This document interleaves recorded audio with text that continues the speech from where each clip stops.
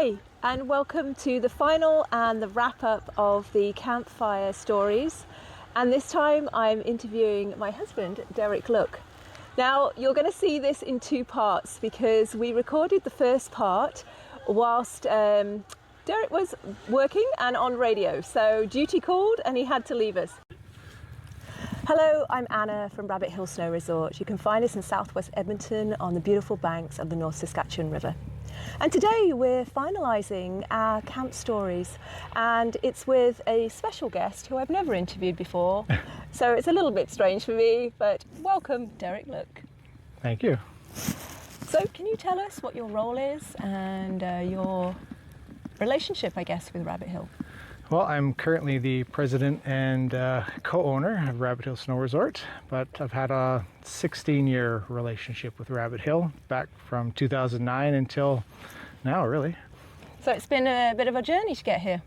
It has, yes. It's been, 16 years ago. Definitely didn't think that co-owner would be at the end of my email signature, but here we are, and it's been great. Yep. So that was really where we came up with this idea for sort of this wrap up to the Campfire Stories, because we've heard a lot about how this resort's come about. We've got the history, we've met all the characters, and of course we're now moving on to a new chapter. So we're hoping to take this 70-year legacy and really move it forward. So I've got a few questions for you on that, and it'll be interesting for us, I think, to have those conversations.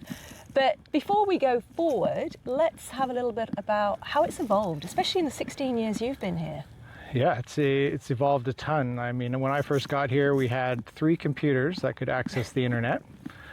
Just everything was pretty rudimentary, and it took a lot of kind of mapping and planning to kind of see a way forward to introduce technology, introduce changes, that would fit with kind of the previous owner's vision of what they wanted, but also try and get us moving forward into the future past, when that torch was going to be handed over.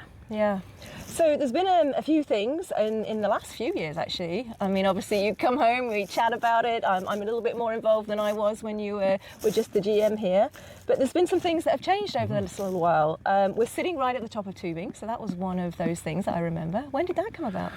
Oh, that was 3 years ago now. We knew we wanted to do tubing. We wanted to get that crowd, that demographic that really couldn't ski or snowboard and didn't really want to, maybe.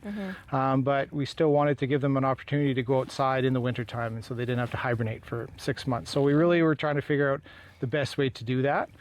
This was kind of that foot in the door for us, and then that's going to evolve over the next few years into its more permanent spot in the west side, but which we're excited for. But yeah, this is kind of our first foray into tubing, and it's gone beautifully. Yeah. We're also seeing a very busy Weeknight Special that I think started on Tuesdays, if I remember rightly, and has now evolved to Monday to Friday. Yeah, I think it was originally called Sixes at Six, if I remember right, where it's $6 ticket, $6 rental, and that was back in probably 2012, and it did really well, but unfortunately, because it did so well, it was just really tough. It was a very busy night. The staff struggled, at times the guests struggled because it was so busy. So we thought, why not evolve this? We still wanted to make skiing and snowboarding affordable for as many people as we possibly can. So we thought, let's do every night. We'll bump up the price a little bit, but still something we think is quite affordable. It's $20 for a lift ticket if you buy online, and $20 for a rental. And there's not many things anymore that you can still do for $20. And then we wanted to introduce a charity component. So now we also give a portion of all those sales to local charities. So ones that we're passionate about and we want to support, and that's been hugely successful. Yeah, very much so. Now, on the technology side, when we interviewed Doug, he is very, very proud of our new groomer. So obviously we bought that in to be more fuel efficient, to really give us the best techniques for grooming. But there's also the gates that went in last year. So tell us a bit about that. Yeah, RFID was introduced last year. I mean, it's been around a long time. It's been in Europe for well over 30 to 40 years.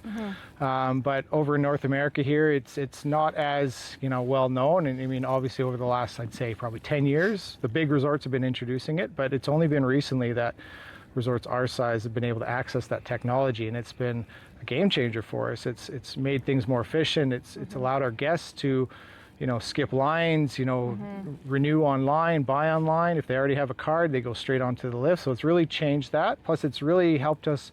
We really struggled with fraud for many years, people skiing for free. Yeah. And that's hard for a ski area our size, when it really affects, our bottom line and what we can do with, all that missing money. So, it was a great introduction and we love it. And it's been, most of our guests, I would say, would love it. It's had some growing pains, but I think people are getting used to it now. Yeah, very much.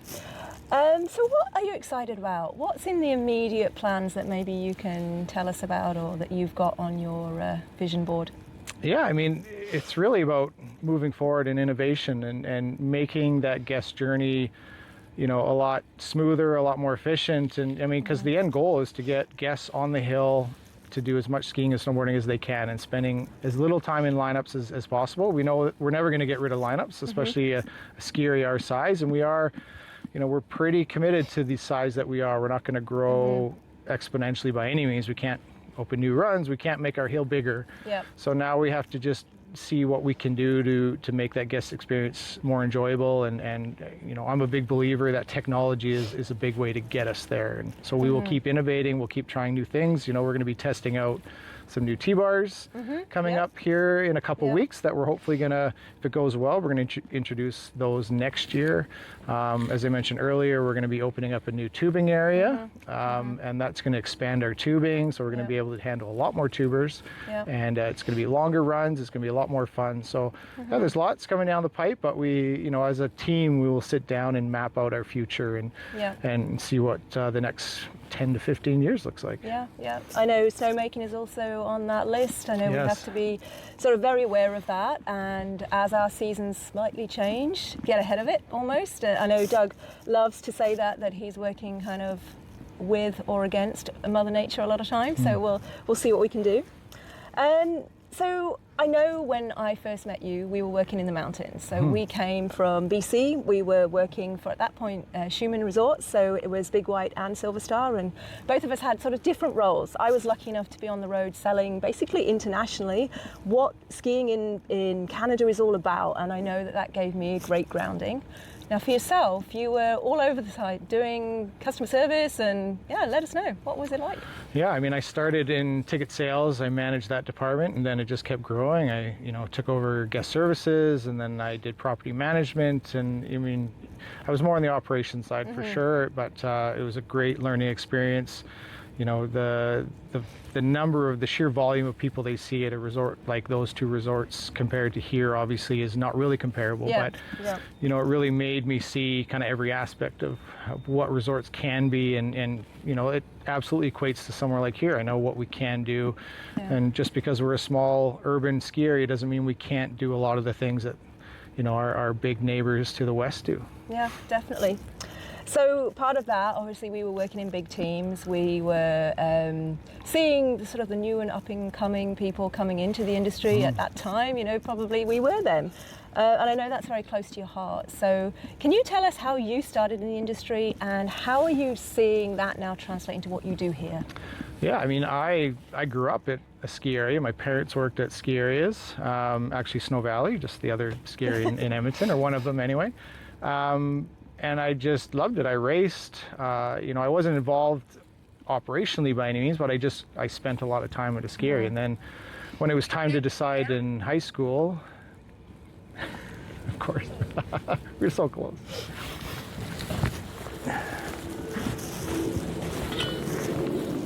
Go ahead. So we're going to pick up where we left off. And that was when I was asking you about your career and really what got you into, I guess, the ski industry. Yeah, I mean, it just revolved around growing up around the ski industry. I raced for many years at Snow Valley, one of the 4 Edmonton ski areas, and we lived very close to it. My parents worked there for many years, and as a kid, we didn't take summer holidays, we took winter holidays because we ran a campground. So I mean, my life revolved around skiing. And then when it was time to try and decide in high school what I wanted to do, and nothing was really coming to mind, that's when I learned about the SROM program in Selkirk College in Nelson, BC, and that's the Ski Resort Operations and Management. And a lot of ski industry people have gone through that program over the years. It's been around since the 80s, and so that was really what intrigued me, and it allowed me to stay in the industry, and I've been going ever since. We've had a lot of mentors in our industry. Both of us have really benefited from that. I think we're now in that position where we can be that to others. So tell me a little bit about what the leadership team looks like here, and what are the aspirations for those that we've got here? Oh, we've got a very young leadership team, to be honest. I mean, we do have some people still that have been with Rabbit Hill for over 40 years, and we continue to rely on their expertise and their experience, but we've also got a great mix of young leaders, some still in their late 20s and their 30s, even us in our 40s. So, over half of our leadership team are women, and which is fantastic, and they always come with their perspectives. So it's a really mixed leadership team, which is, I think, important, and what you want those different perspectives and those different experiences, and you need that enthusiasm and that excitement on a day-to-day basis for running a ski area, because running a ski area can be challenging and difficult, and it's during the winter months, days are short and it can be very busy. So you need that team to be passionate and love this industry and want to keep pushing and breaking boundaries and trying new things. And I think we have a great mix of people that want to do that. Yeah. And of course, a lot of people think that maybe we only work half the year. So what does summer look like for us, and what are we doing when we're prepping? Yeah, summer for most of us is busier than wintertime. I mean, wintertime is all about just managing the hill and managing the day-to-day and what's coming at us. But summertime is prep time, and we have kind of dipped our toes into summer operations, but for right now, the big focus is on winter, and so all our maintenance on our lifts happens, maintenance on the actual hill itself, our marketing plans, our budgeting plans, all our forecasting. So yeah, for most of us that are year-round, and we go from roughly 20 year-round people to over 400 staff in the wintertime. So we ramp up very quick. But the summertime is very busy, and it's a lot of just planning and prep work. So plus, we all try and take some holidays, because after a long winter, those holiday times are important. Very much so. Now, I'm going to ask you about what you're excited about for the future, and what you would like to tell future guests of Rabbit Hill Snow Resort about. Yeah, I mean, there was such a legacy built over the 7 years with the Sutherland family and Jim and his dad and what they've done, and they've grown Rabbit Hill to what it is today. And, so obviously we're trying to honor that legacy, with it being in our family now, and knowing that it's still locally owned and operated, I think is important for a lot of people. It's important to us, obviously. We're excited as a family to keep going, and I know Chuck and Laura and their family are excited. So it's just a matter of making sure we continue to grow as an operation, and utilizing new technologies and continuing to foster new people into the sport and grow it, because we are such a feeder area. We teach people what to do, and they go out into the ski world and expand on what they want to try and do. So I think we're just going to keep going down that road and keep making winter a priority, and just making this area better consistently, and innovating, and really focusing on those values as a company. Yeah. And one of the things I've noticed that we've been able to bring up through our management meetings and through our inspirational ideas is to start to use some of the ecosystem across Edmonton, be it some of our post-secondaries, where we're being able to utilize some of the research that's coming out of there, be it partnering with different organizations. And so I think really what we hope to do is continue that, and to really be part of this community in a big way.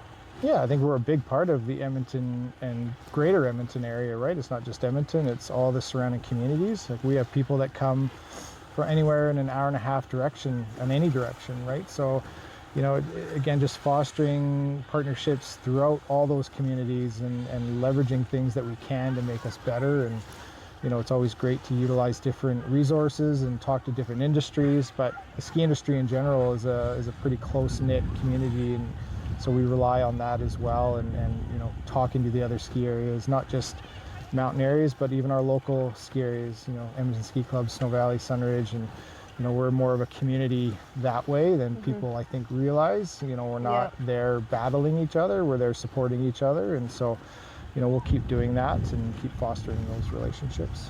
Great. Well, the future is bright. It's certainly bright today. We're in these beautiful spring skiing conditions right now with fresh powder and sunshine, which is perfect.